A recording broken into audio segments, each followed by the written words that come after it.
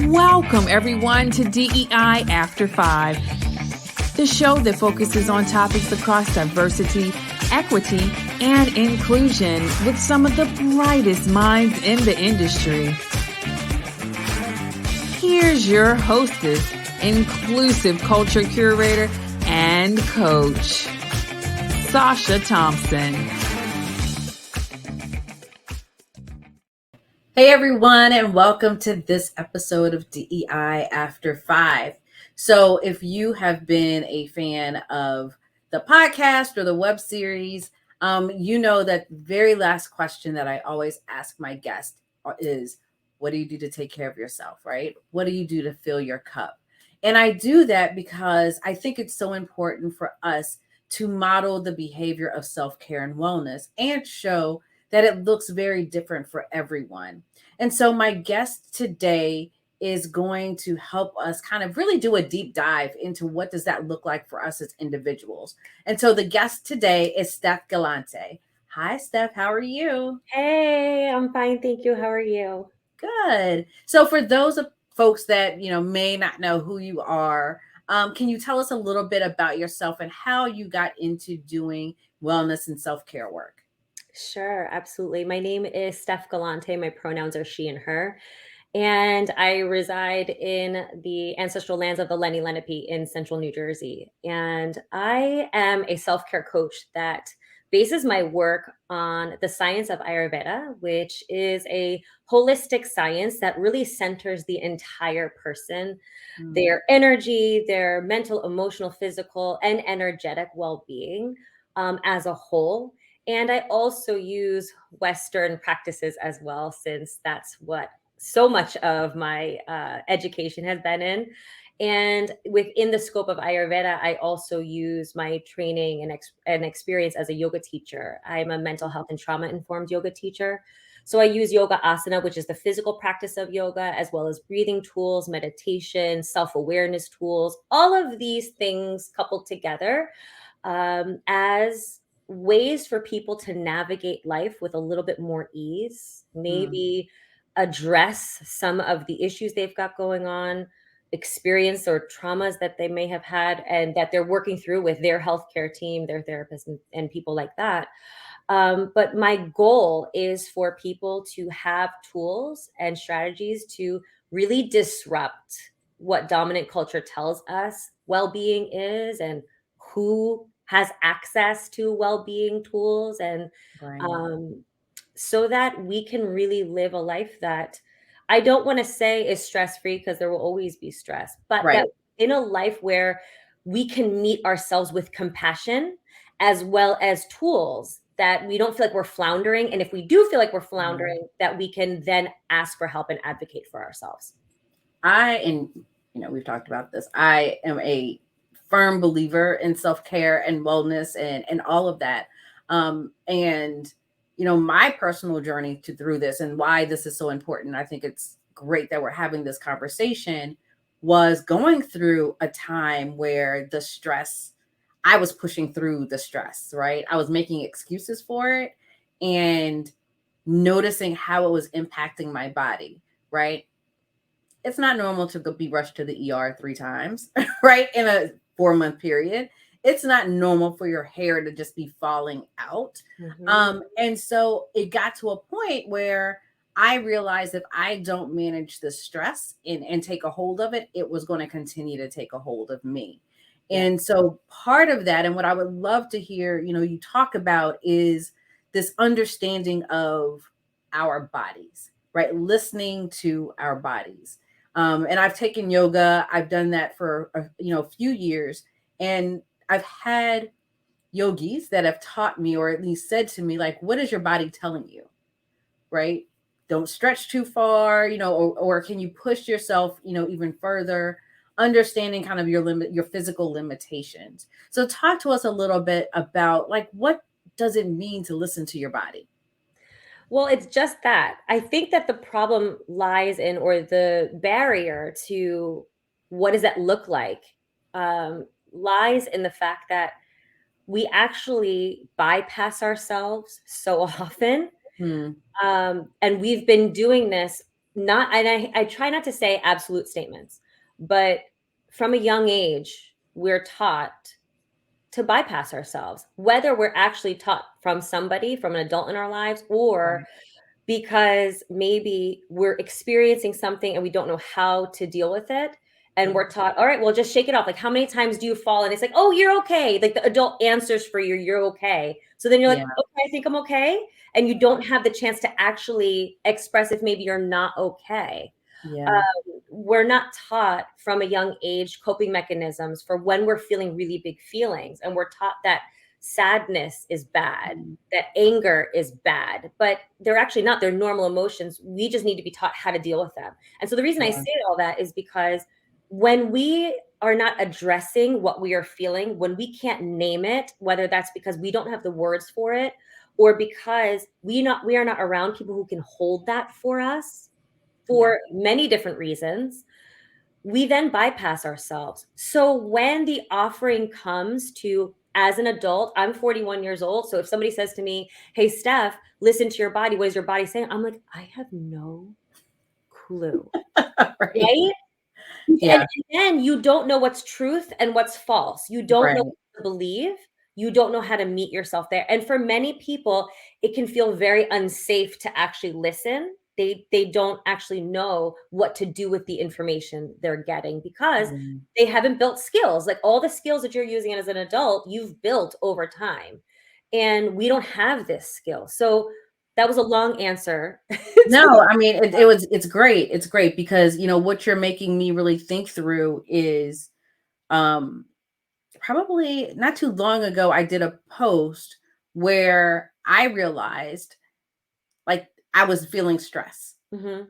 And typically what pushed through, like let me just get through, let me Yep. just get through. And I actually took the time to say, okay, let me prioritize what I'm focused on right now. Let me prioritize and delegate the things that are causing me stress. Mhm. And let me step away and do something that is stress free, right? Like I ended up watching an episode of like the Golden Girls or something, right? But it was something that I knew would make me laugh, that would just kind of release those endorphins to Yeah, get my body going kind of in a different direction. sure. Um, 3 years ago, I wouldn't have done that.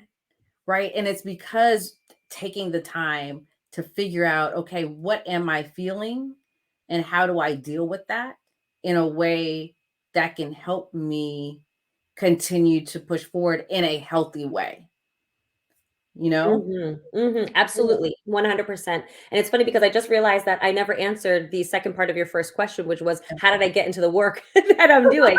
And so Yeah. it fits right into this because, I never set out to do this. Mm. There were many things I wanted to do. I mean, my bachelor's degree is in psychology, but I knew I didn't wanna be a psychologist. I wasn't really at that time, when I was an undergrad, I wasn't interested necessarily in being able to diagnose people and do all that. And so my career has gone in many different directions. I've worked my entire career in the fitness industry, really, because my master's degree was in exercise science, and I worked with athletes and trained people and taught classes for a long time. Um, but I was always fascinated with human behavior and motivation and why we feel the way we do, what motivates us Mhm. to do things or not to not do things. Um, but when I had kids, my entire life changed. Not in like that, like, you know, happy and starry kind of way of like, oh, I loved motherhood, but like I found it to be really hard. I did Yeah. love being a parent, but I found it really hard. And there was this time when I was really struggling. My kids are 2 years apart. Um, I found pregnancy to be really difficult. It didn't Mhm. feel well on me.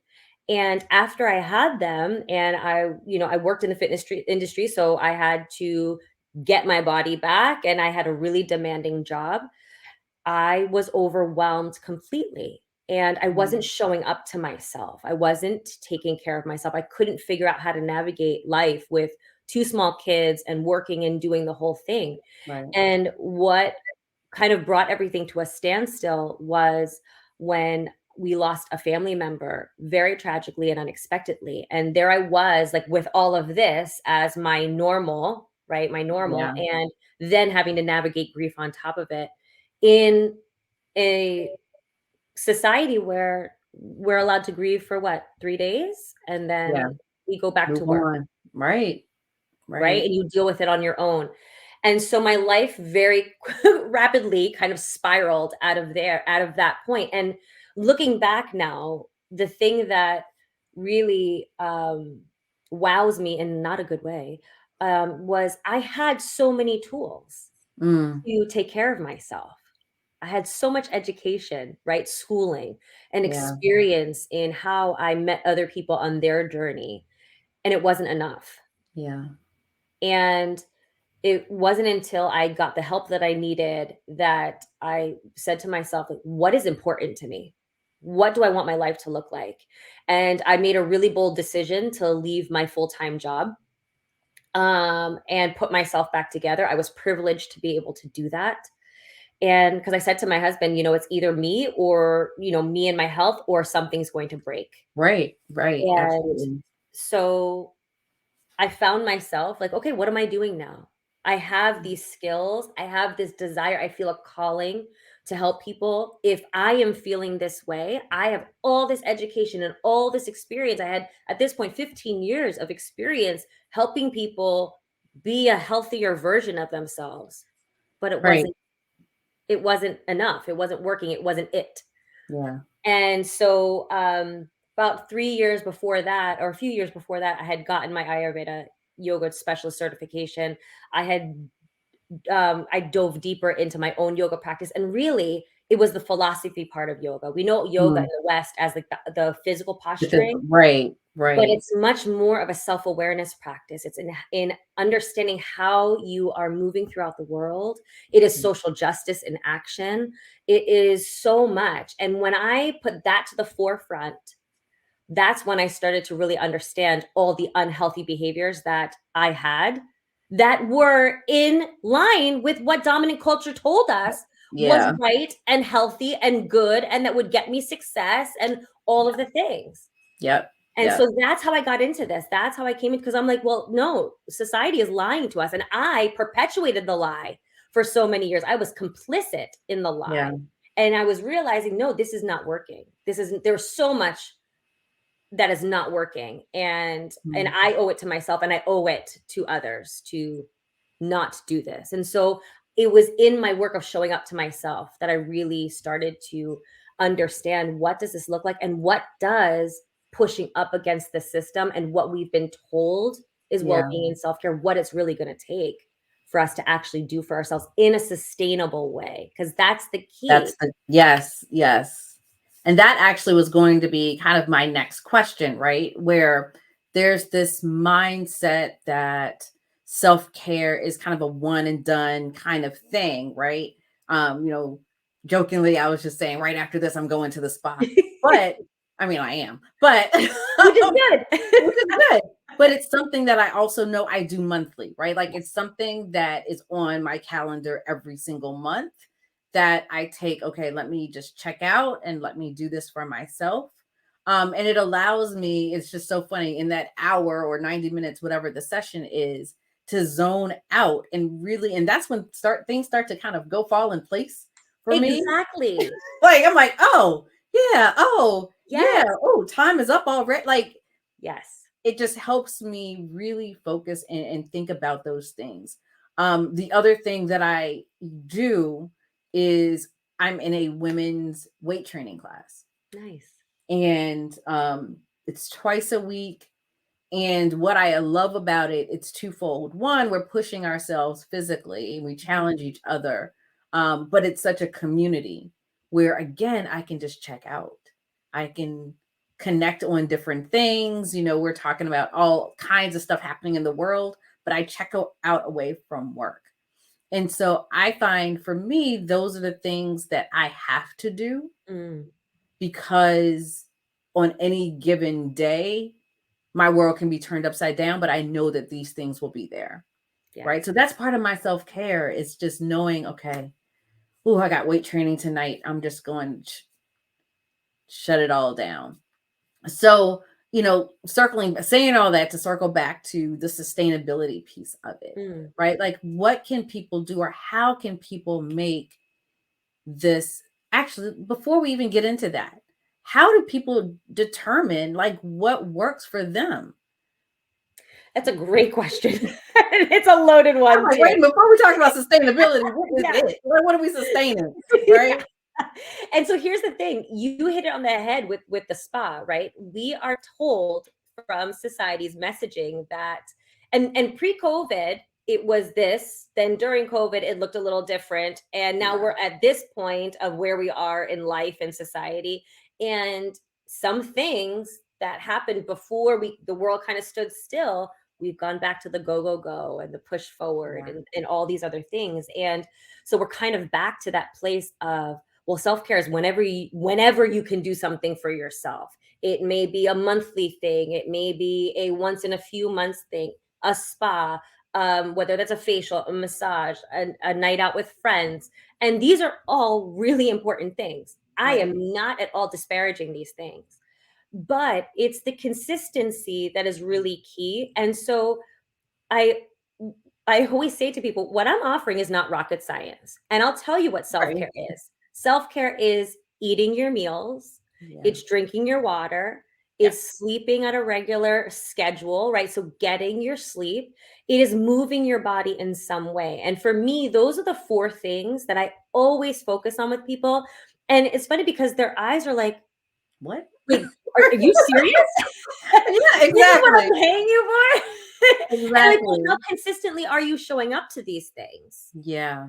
Right? I love Because that. when we're busy, when we're stressed, when we're worried, those are the things that are naturally going to fall away. Yeah, we sacrifice them Immediately. Yeah. And so self-care is all the things you are doing for yourself that you're like knocking off the 2 list. Okay, I ate breakfast. Maybe I went to the gym, whatever it is. That's all self-care. Self-care is in taking the bio break when you have to go, stepping away from your computer for a little while. It's taking the deep breath before you erupt or before you react and say something that you know you shouldn't say because it's hurtful. We are literally walking in self-care, but we don't realize it because these are not the things that we are taught our self-care. And by the way, we're actually not really taught what self-care is either. Most of us are having the conversation for the first time as adults. Absolutely. Right? Absolutely. And it's so funny because I think, you and I first started chatting, I shared, I coach, or one of the groups that I coach are DEI practitioners. And what I started noticing with practitioners is self-care is nowhere on their list, like at all, because they're so focused on helping each other, helping others, helping the organization, doing all of these things. It's a level of caregiving in a corporate sense or in a organizational sense. Sure. And so that's actually where that question that I ask my guests comes from, right? What do you do to take care of yourself? Because when I was asking that question, crickets. Yeah. You'd be like, I don't, or, and those types of responses. And so that's actually where the journal came from, like the 60 days of self-care for practitioners, because it's those little things, right? Like one of the tips is breathe. Yes. Right. And the question is, why is this important for you to focus on? It's for the good of humanity and for yourself as well. Yes. Because you want to live, right? You need to breathe. Right. But to be intentional about taking breaths and pausing, and like you said, even pausing before you say something that might be hurtful or harmful to someone, that's all self-care. It is. And, taking a walk, doing those things that, again, as you said, we sacrificed. They fall off. They're the first things to fall off of our list. First things. And the thing of it is, too, we don't do it intentionally to take away from ourselves. But the reality is we all have a lot on our plate. And we're also trying to cope with some mechanisms that really aren't helpful in the long run, that are kind of energy stealers in the end, but we don't realize it because we're just trying to piece everything together the best that we can. And the reality too is that another message from society is that self-care is selfish, right? Because a lot of times, are you going to the spa by yourself? Or are you going with other people? Does somebody have to deal with something for you so that you can go? All of the things you're going to be, could you actually put your phone on silent for a whole hour?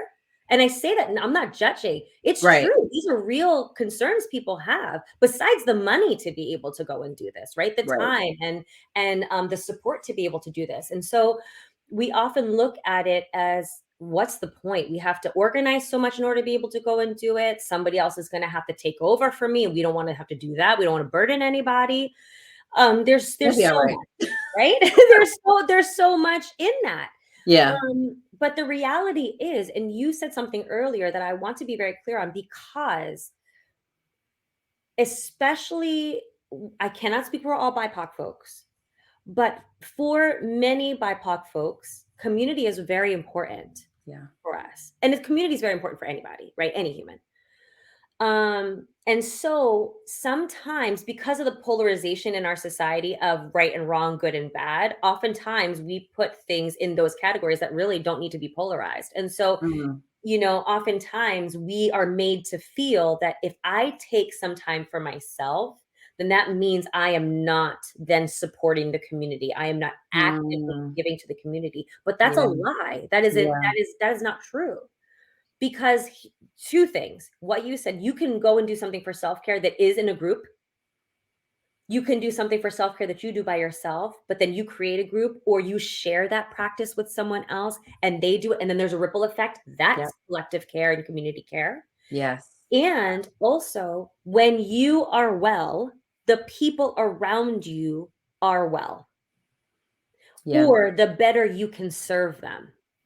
Absolutely. Period. I was talking to someone recently that just said, not doing self-care is actually selfish, because now others have to take care of you. Right now, others have to be mindful of what you're doing and forcing you to go do stuff. That's right. When you should actually be taking the time. To do that. And the next piece of that is, if you're walking around tired and hungry and dysregulated, what's going to happen? You are not going to be able to say the words in a way that is not harmful all the time, or that is not going to shut you down or shut someone else down. That's not going to be reactive. You're not going to do your best work. You're not going to come from a place of resource where you're uplifting others or uplifting yourself in the way that you should. And that's going to be taxing to others as well, and taxing just energetically anyway. Yeah. Steff, I'm going to do a little bit of a pivot. Sure. How do you fill your cup? Ooh, that's a great question. It's different every day. And I'm actually proud of myself for saying that, because flexibility does not come naturally to me. But one thing that we need to be in our self-care is flexible. And so I fill my cup in intentionally spending even just a few seconds in the morning. My kids are still small. They still, come in at any hour of the morning. And so if I can get 30 seconds to myself, or 3 minutes or 5 minutes, I will always be quiet in the morning. I try to move my body every day. That might be a walk. That might be a strength training session. That might be Zumba, because I love to dance. It can be in many different ways. And some days I choose to rest. That doesn't come easily to me. I am not someone who naturally slows down or rests. And there's a lot of guilt and shame around that, also given to us. Not that we developed that thought on our own.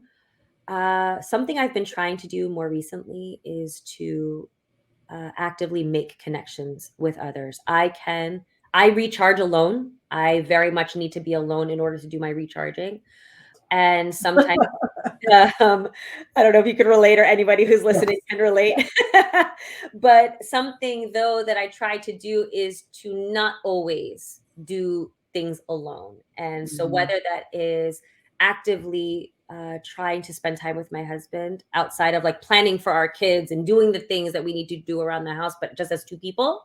Yeah. But then also with my friends and, colleagues that I care deeply for, connecting to them rather than just kind of waiting until it's their birthday or some special event or something, but Right. really actively connecting. That for me, because I'm a heart-centered person. And so, when our hearts can speak to one another, for me, that is everything for me. I love So it. I've been doing a bunch of different things like that. I read a lot.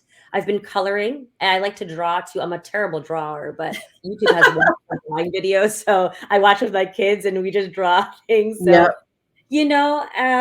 I try to, and what I realize is the things I'm leaning toward are the things that slow life down, because I can get caught up in the tornado, the hurricane of life, like the best of them. That's my natural energy, is to go and do and be and all that. Right. So But what to I've slow realized, down. like, in my wisdom, I'm starting to slow down a little bit more in the things that I'm choosing to do are things that are slowing me down, which is really important.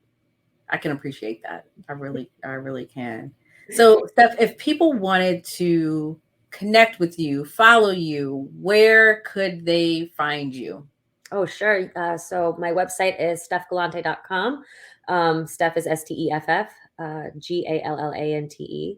I have a podcast called Humaning, the Shit We Need to Talk About. It's a lot about disrupting society's messaging and choosing a more aligned way that centers ourself, our love, our intuition, as we move forward in a sustainable way, the ways that we can continue to show up day after day. And also on A whole other Instagram. episode. That could be a whole other episode. Love it. Yeah, I'm happy to come back. But yeah, on Instagram, Steff Gallante, that's where you'll find me. Wonderful. Steff, thank you so much for joining us today in this conversation. I think it's so important that we slow down and take the time to talk about self-care, because again, it's not something that comes naturally to us, or it's packaged in a certain way. And so I think it's important for people to know and understand that it looks very different every day and for everyone. And so, you just kind of really tied into that. So thank you so much for joining us today. Thank you for having me.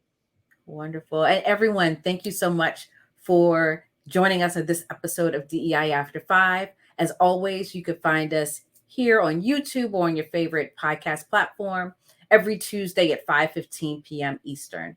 Until next time, have a good one.